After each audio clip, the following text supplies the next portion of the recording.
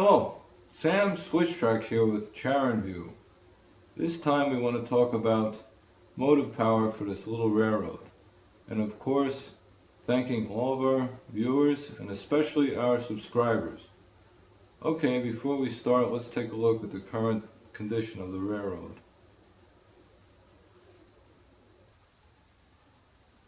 The biggest change to the layout since our last video is our staff artist has finished painting the background.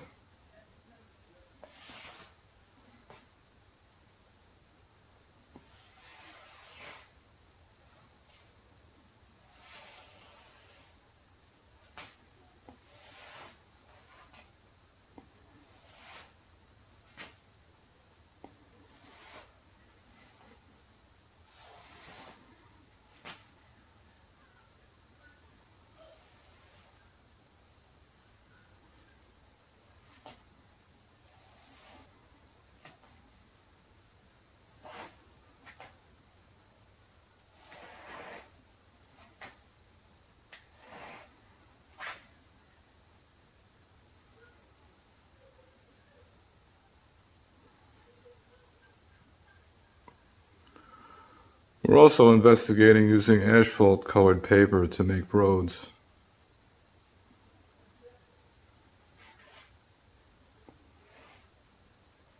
We'll see how it works out.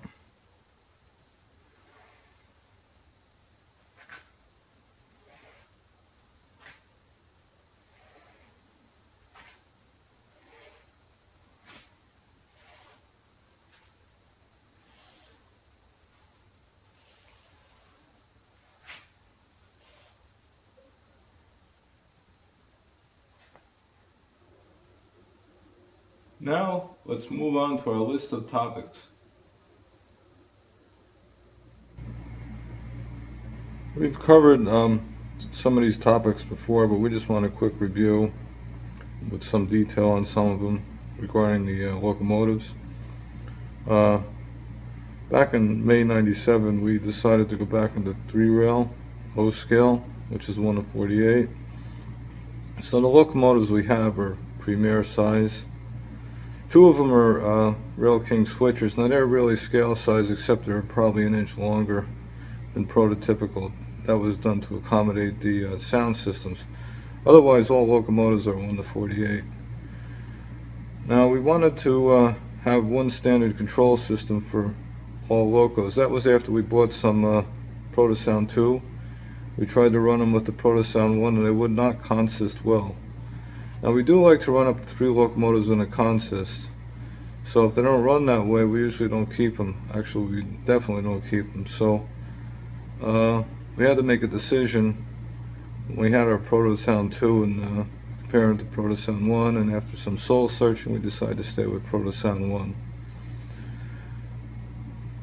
In operation we go forward, neutral, reverse, same as post-roll Lionel we always used. Do not lock locomotive direction. That's basically goes forward, interrupt power, neutral, interrupt power, reverse, and so on. We operate the railroad with insulated track sections, which is called block running. For power, we have 2 Lionel KW transformers made in the 1950s. Now, one reason we keep it to 3 locomotives in the consist is because it pretty much uses up most of the available power, especially when pulling a train of about 15 cars. So things are fitting together pretty well. Even though the power is almost maxed out, it still runs just fine. All locomotives have BCRs. We put BCRs in every one of them, and they just work really great. And we charge them up for a 3-unit consist. We charge them for 3 minutes. It may seem kind of crazy, but we've had less problems by doing that. And none of the locomotives have battery switches. We found out that they did not work well with the BCRs.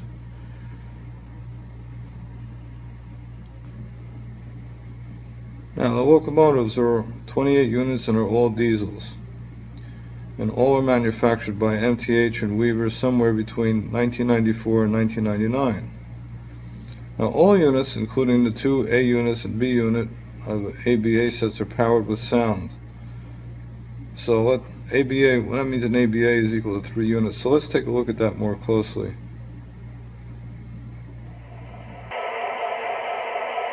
Here is an MTH Protosound 1 New York Central ABA set.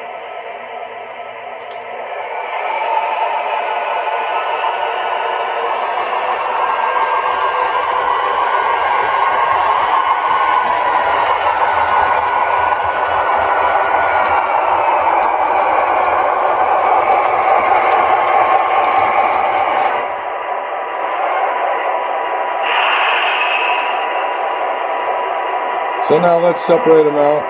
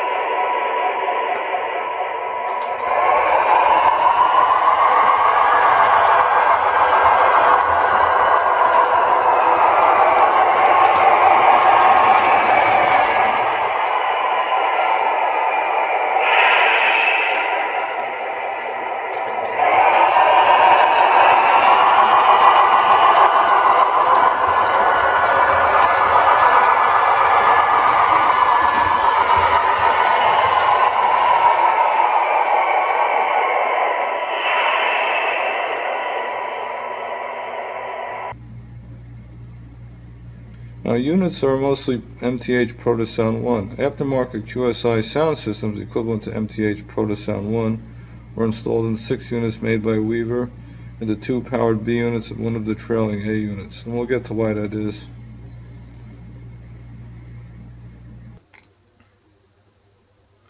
This is our roster of locomotives. This is all the stuff we run. Now we got 3 GP38s, 2 SP, and 1 GMNO with Protosound 1, standard Protosound 1. 2 SD45s, UP and PRR, standard Protosound 1. 2 SD9s, SP and PRR, Protosound 1. 1 GP30, Santa Fe, Protosound 1. 3 GP9s, EL, Protosound 1. 1 NW2 Santa Fe is Protosound 1, SW8 ACL Protosound 1, and 3 F3As, 2 SP and 1 NYC with Protosound 1. Now that we'll talk about how that happened later on. Then there's 1 F3A NYC with a QSI unknown system that was purchased off eBay, but it sounds great for a GM F3, so it's that worked out pretty good.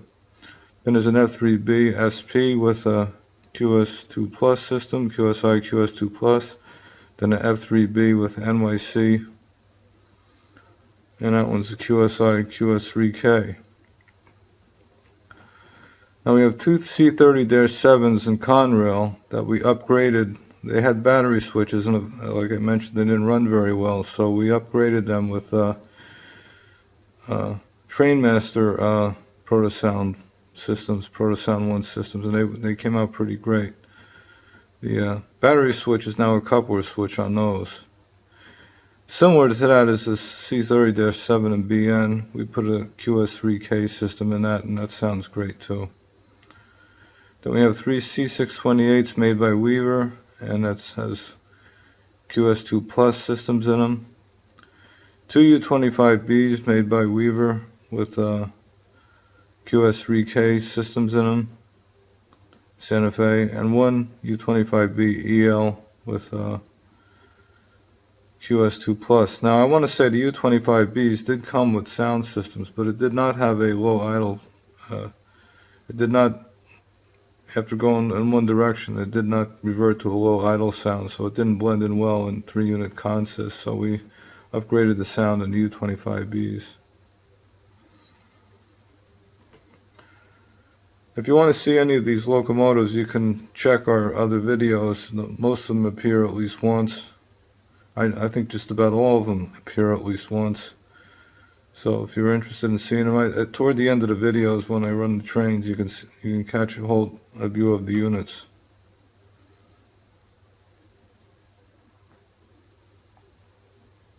You can check out how we like to run this railroad by looking at these two videos made for our previous railroad on operations.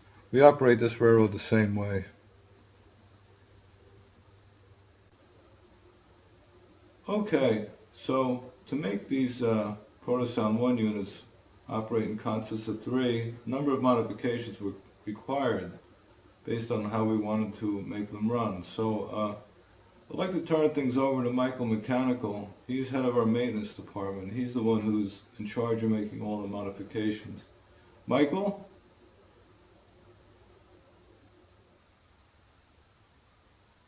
Hello, Michael Mechanical here. Head of maintenance, road foreman of locomotives, some of the many hats I wear for this enterprise. Now Sam asked me to explain some of our modifications that we have done to enhance our Protosound 1 operation. So what I'm going to do is I'm going to go through some topics and then I'll show some examples of what we've done. So let's get to our topics and move along.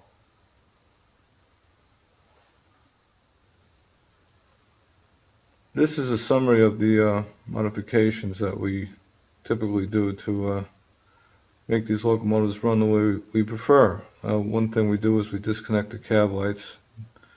And this is about preferences. There's nothing right or wrong. And we also disconnect the F3A number board lights and the marker lights. We don't use the smoke units, and they're only on SD9s and SD45s.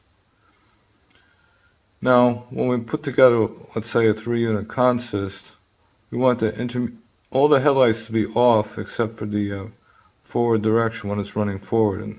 And if we can do it, the 3 units running in the other direction, just have the light that's in the reverse direction on out of 3 units. So just one headlight for each direction out of 3 units. Now to achieve that, we unplug some of them, and for some units we install a little switch. We break into the wire for the headlight and we put this switch in the frame. And some hongs, when they made the locomotives, included extra slots in the frames, so you can put a switch in there and turn off the operation of the headlight. And the Mars light on the SPF3, we unplug the trailing one, and on the ditch lights we just leave them on all the time.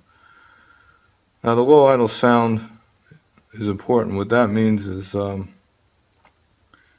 if you run a Protosound locomotive in forward direction, you start it up, then you run it forward, and then put it in neutral, it'll go into a low idle sound. If you run it in reverse and stop it, it goes into an idle sound, but it stays in a high idle sound. So when we have a consist of 3 together, we want them, or even 2, we want them to go into the low idle sound at the same time. So that's a factor in putting together a consist. Now startup direction, that one, yeah, of course that's important. And to do that, it's not programmable, and it depends on how you want your consist to run, but you can actually reverse the wire plugs inside the locomotive and get it to start up in the other direction. And we'll show a board with the sockets on it. Match sound volume. Yeah, you want if you have 3 locomotives in the consist, you don't want one to be significantly louder than the other 2, so we match the sound volume by tweaking it with screwdrivers.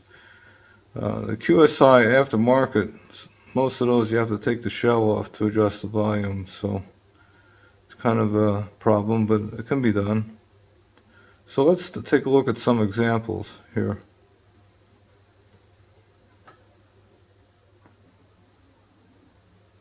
Let's first take a look at these 2 GP38s.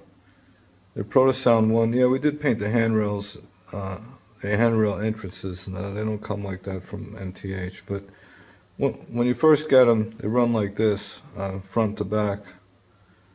And they run great and they look great. However, what if you wanted to have them run back to back. It's like so.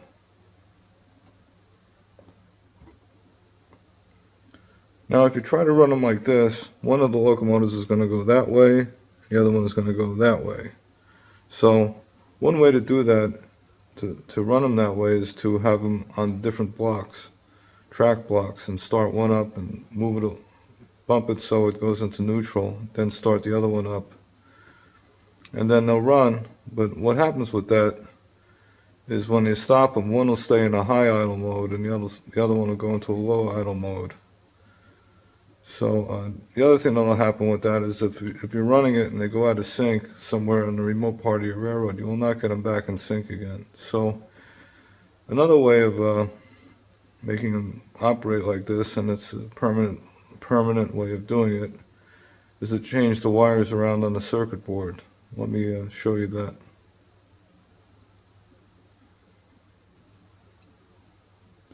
Here's your standard Protosound 1 2-board system. The top board is the control board, and the bottom board is more or less a relay board and a battery board.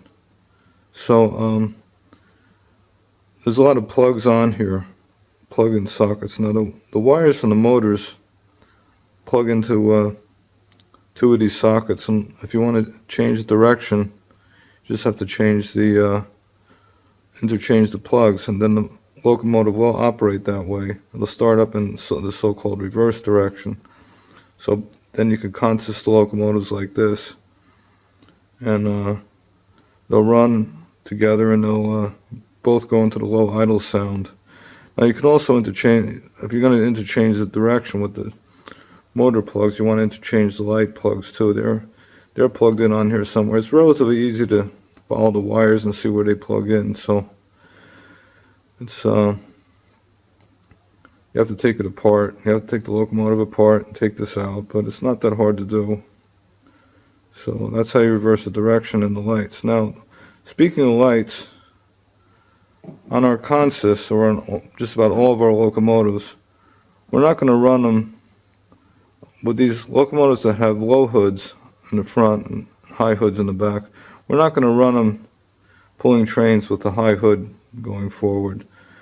So just about all of our locomotives, we disconnect the light for the high hood portion. So that means that this consist will then operate when it goes in this direction. This light will come on. When it goes in the other direction, that light over there will come on.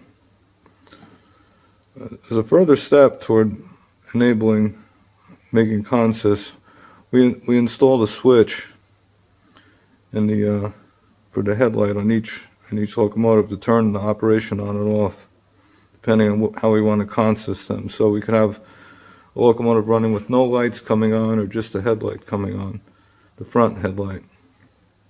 Let me see if we can look at the switch here.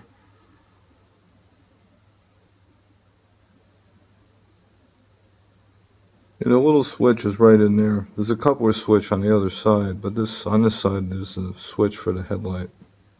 This metal rod is pointing to just about the area where it is.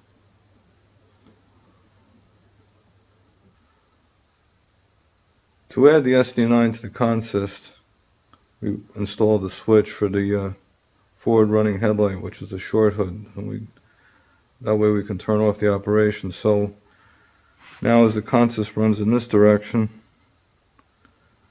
the only headlight that comes on is the long hood on the SD9. If it goes in this direction, it's the headlight on this unit here that's the only one that comes on.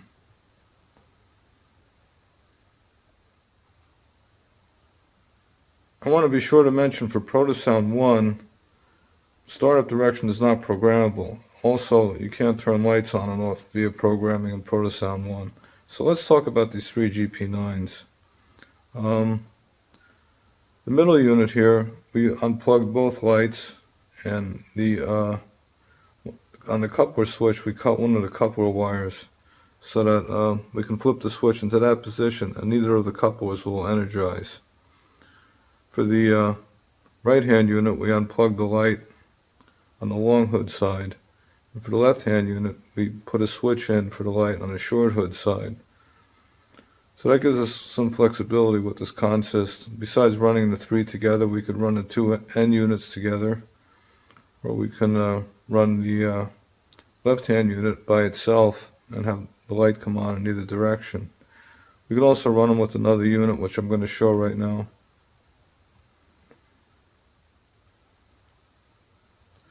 Here we've substituted a U.5B for the left-hand GP9, and the consist runs fine that way. The U.5B, the high hood part, the light has been unplugged. I'd like to mention that it's easy to reverse the startup direction on those Weaver U.5Bs. You just have to swing the hood around 180 degrees because it's symmetrical to the frame, and just reverse the light plugs.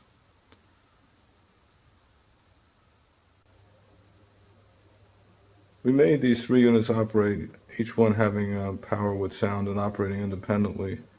The first thing is on the left-hand A unit.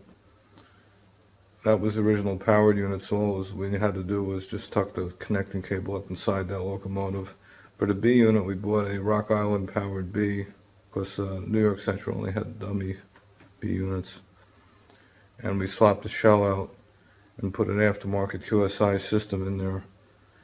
And and got rid of the connecting cables out of it. And for the right-hand A unit, we put a QSI aftermarket system in it as well, and tucked away the connecting cable for there. So that's all it took. Now I'm going to show the aftermarket system.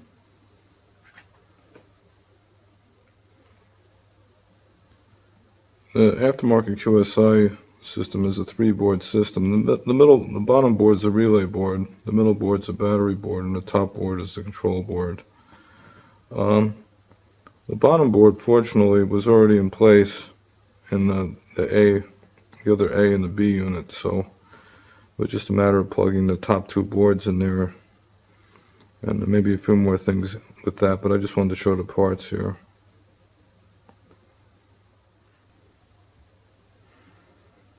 I also wanted to mention the coupler switch. The original layout for these locomotives, there was a coupler switch in the left-hand A unit that you switch it and either fires the front coupler there or the front coupler on the other A unit. Well, it's disconnected now. It only fires it only controls the coupler on the left-hand A unit. Just about all the Protosound 1 locomotives have coupler switches. This is our other ABA set, and it was converted so that all units are powered with sound and run independently. A little different than the New York Central. In this case, the left-hand A unit was the original powered with sound unit that came with the set, so we just tucked the cable up inside. The B unit, we bought a New Haven powered B and swapped the shell out and put an aftermarket QSI system in it. And the other A unit on the right-hand side, well, that's a powered with sound unit that was bought off eBay. It was for sale without the accompanying A and B units, so we bought it and we swapped the cables around to make it run in the reverse direction, start up in the reverse direction, and we disconnected all the lights.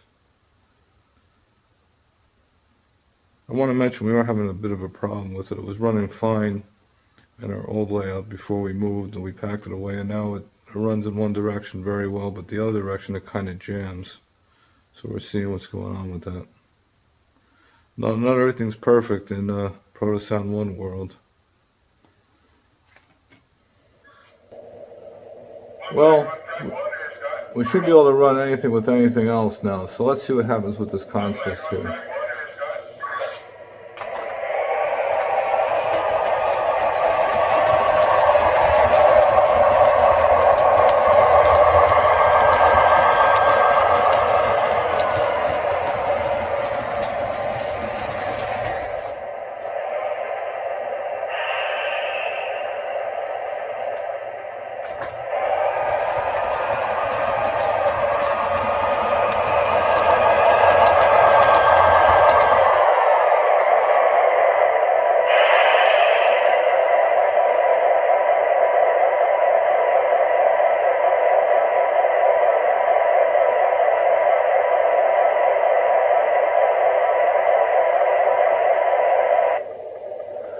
See how they all went into low idle at the same time, plus no intermediate headlights are on, so it's a success.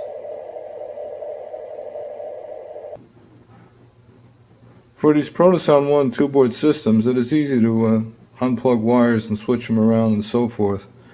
On the other hand, these QSI 3-board systems are a different animal. There's different versions of them, and you kind of have to know what you're doing in order to install them.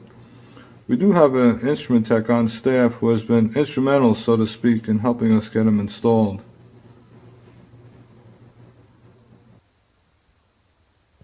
Now, neither of these systems has been manufactured since the year 2000, and the QSI aftermarket system is getting much harder to come by. You can find them on eBay once in a while. Protosound 1 system, you can also find those on eBay, where people have converted locomotives to Protosound 2 and sold off the boards. You can also get them by buying a locomotive that's relatively cheaper and removing the boards and selling the remainder of the locomotive back on eBay. These are tools that we have found useful. It's not meant to be a complete set, but it's most of it. A set of X-Acto knives for helping to trim wires. A good Phillips screwdriver set. You want some flatheads too, but it's more important than a really good Phillips set. A pair of small dikes and a pliers with a bent nose. Wire stripper. Black electrical tape. Now this foam tape is really good for when you disconnect wires and they're floating freely around in the shell. You want to clamp them down somewhere. You can tape them to the top of the shell with that two-sided tape. It works great. Flashlight. Larger screwdriver for taking the shells off. Sometimes those screws are hard to get off. Generally, you want to be very careful doing that because you could screw up the mountings. So don't tighten them too much when you put them back in. Small tie wraps. Dental picks for moving wires around. They're very good for grabbing wires and pushing things around inside there. Heat sink grease. Now you have to, when you put it back together, you should put some heat sink on this deal that says plus minus here. The other thing, if you're going to be handling boards, is you want to get a grounding strap. It goes on your wrist, and you clip the lead to a good ground. I wanted to mention one more thing here. When you store boards, you should get some static shield bags to keep them in. And let's not forget our soldering iron, soldering stand with clips to hold the parts to be soldered together. Soldering wick to wick up any excess solder. And heat shrink tubing. This is useful for covering up places where you have soldered wires together, and you can cover it up for insulation with the heat shrink tubing. Let's talk about some of the problems we've encountered now. One is high resistance pickups. MTH used different resistance pickups on their locomotives. I think the high resistance ones are caused by the use of two dissimilar metals. Now, if you have a consist of 3, and one of the locomotives has 60 ohm pickups, as measured by putting one lead on the roller and another lead on the pickup frame, and the other locomotives have 10 ohms, it's not going to run very well. It's not going to run smooth at all. So we ran into that with an SD9, SD45s, and GP30s. I'm going to illustrate with this consist.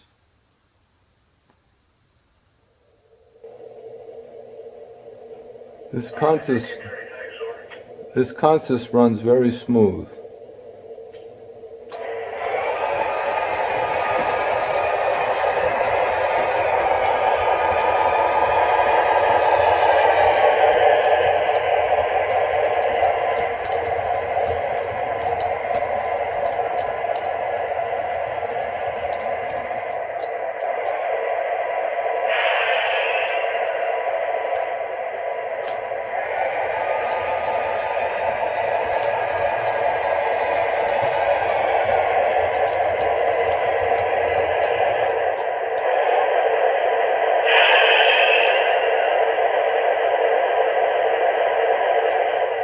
Something like 20 years ago, we bought the Union Pacific SD45 to run with the two GP38s. And we put it together and it ran herky-jerky. We could run any two units by themselves and run fine. We put the three units together and it ran herky-jerky. So, we decided to find out why. And after destroying a board and cleaning the pickups about 6 times and doing some other stuff, we had to get a new board from MTH, and back at that time they wanted the old board, the old part, before they sent you a new part. So I sent them the old board and they sent me a new one. At the same time, the technician told me maybe it needed new pickups. So he sent those as well, and I put them on there, and yeah, it worked great. So if the pickups measure 60 ohms with one lead on the frame of the pickup and another one on the roller, they're high resistance pickups. They usually measure about 10 ohms. So that was the source of that problem. It's worked fine ever since.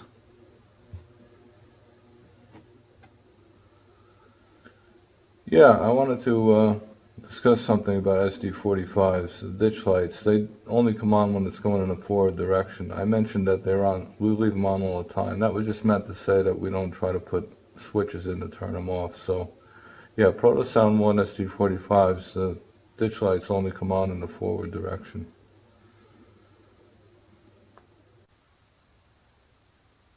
Okay, next problem we ran into is some locomotives have a much different gear ratio or motor speed. Not sure what it is, but we had some nice Weaver RSD12, and the operating system for those actually was compatible with Protosound 1, but they wouldn't even consist in the consist of 2. It just jammed because they were geared much higher than the typical MTH locomotives and other Weaver locomotives. Now we also had some problems with some other Protosound 1 locos that we don't run them anymore. One was the SD40-2s, very nice looking and everything, but we couldn't keep traction tires on them under load. They would throw traction tires. And E8s under load, there was a switch track on our layout that they would just derail all the time, so we don't run them anymore. Now GP20s is a big controversy, but they get scrambled if you, not all of them, but a good portion of them seem to get scrambled if you try to run it with a low battery. I don't remember the exact situation, but it'll scramble the chip and the board.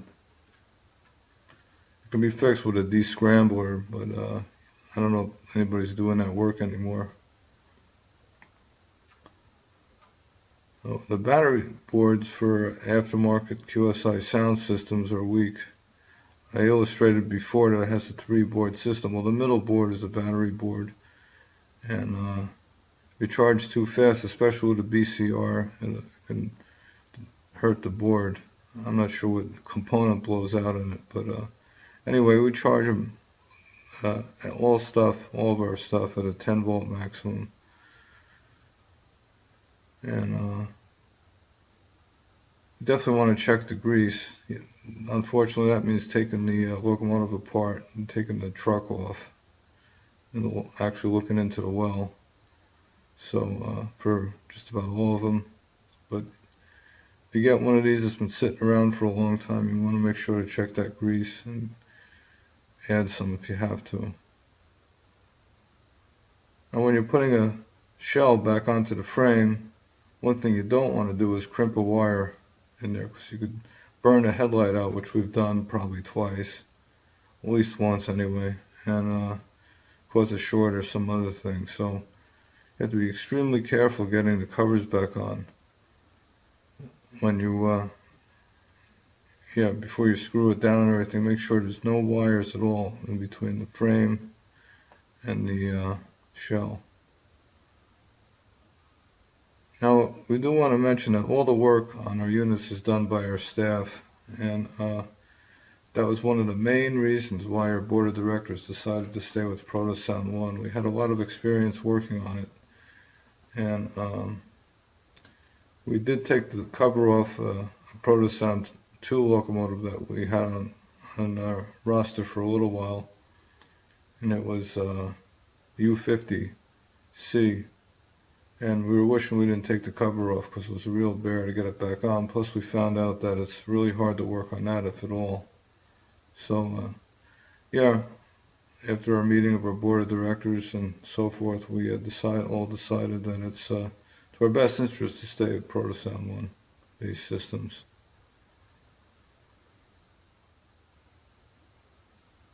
We like to keep track of our modifications in a table here, as each locomotive and what's been done to it. Like in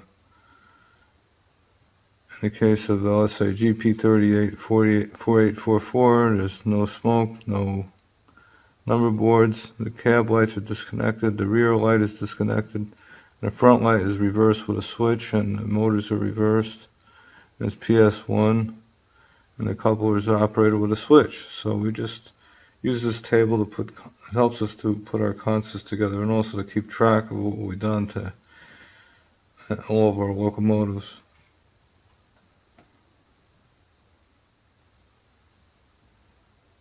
We also keep a record of how we performed any modifications, details about how to do it, mainly so that we can, if we have to repeat it on another loco, we could refer to it, or also to return it back to original if we're going to trade it or sell it.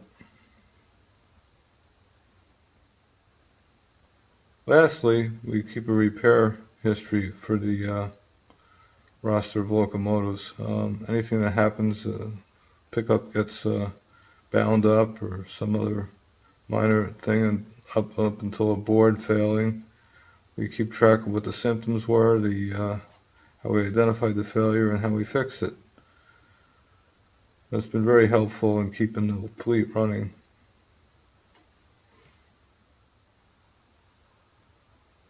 Well, that's it for now. So back to Sam. Sam?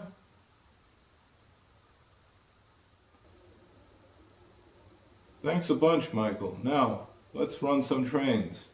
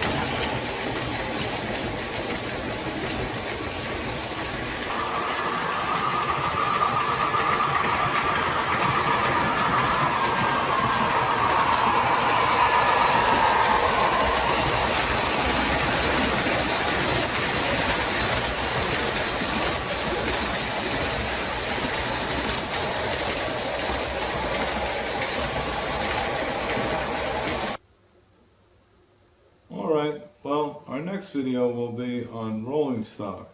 Hope to see you there. And please be well in these trying times, and always remember, have fun with your trains. Till next time, Sam Switchtrack signing off.